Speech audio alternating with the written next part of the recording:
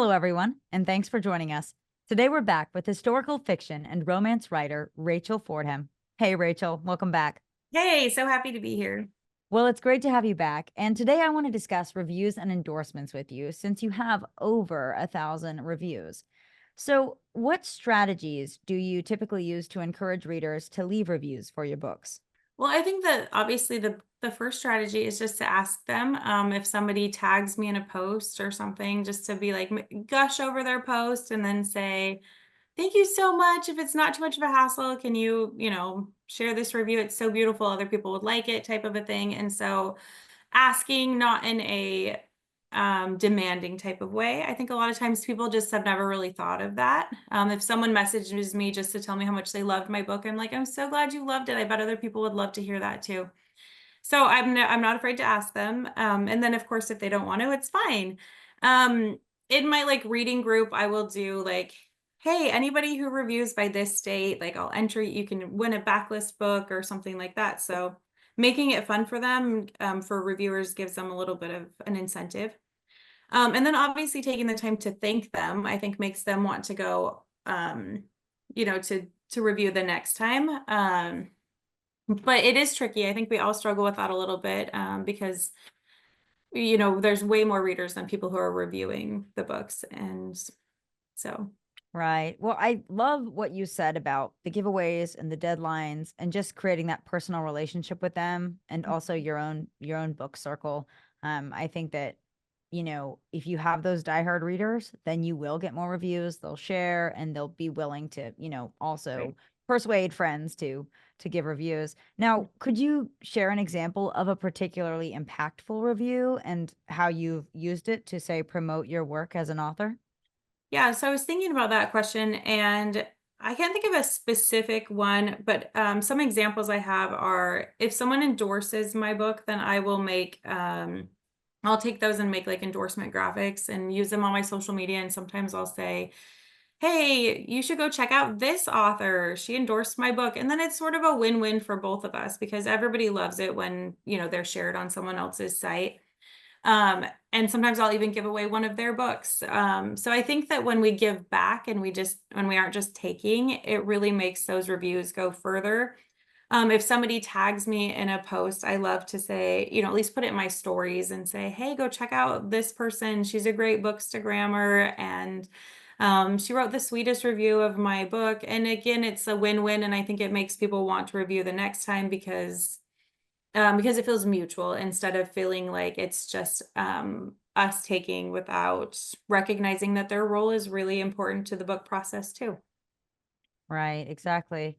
And how do you handle critical reviews and do they influence your writing? So I would say that with my first novel, the first bad review I got felt incredibly personal. It felt like it was an attack on me, even though it wasn't.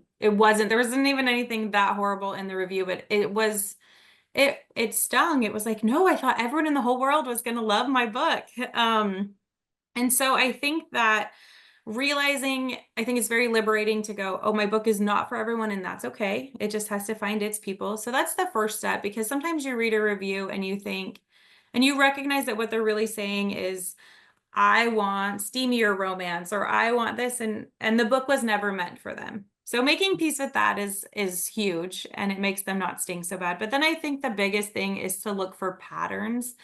So if the bulk of the reviews are really good, then everything's fine. But if everybody's saying the same thing, then it would be really stupid of me not to listen to that and learn from that. I don't necessarily have to change, but I might as well listen if everyone's saying a similar thing. And so I wouldn't say that bad reviews get to dictate my writing, but I do look for patterns. My first novel had very universal love for the storyline, but there were enough reviews that said that my writing was a little bit like choppy feeling. That at first it felt, I was like, oh, that's a burn. But then I was like, no, like I can learn from that. And so I was able to take that and I went back to my editor and I said, this is the feedback I'm getting. So I don't know if it's me or if it's the way we're editing it, but like, I don't want to see that in the next one. And so And then my final thing on the critical reviews is I always tell my kids, when someone says something negative to them, I'm like, be a duck, because things just run off of a duck, right? And so, That's great. um, if there's nothing good that you can pull from it, then just let it go.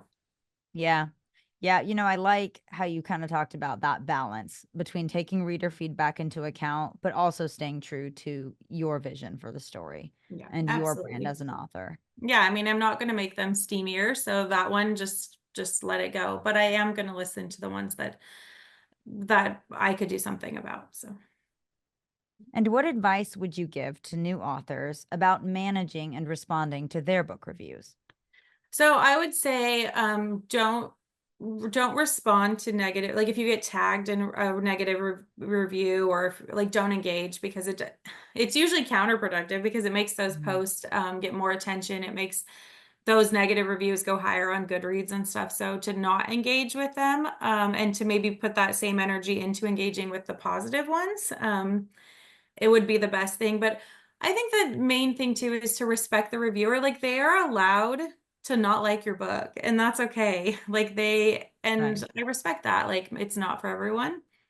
But to also respect their time, and respect the fact that they, maybe the post isn't beautiful, but like they put the time into sharing about, your book. And so to thank them for that, to respect them for that. I mean, like, you narrate beautiful books, I write books, they review books, like we all need each other, right? And so I just think Right. that the more that we can think of them as a part of the team, then of course we're going to want to treat them right. And when we treat them right, that comes back uh, in a big way for all of us, right? So Right. Exactly.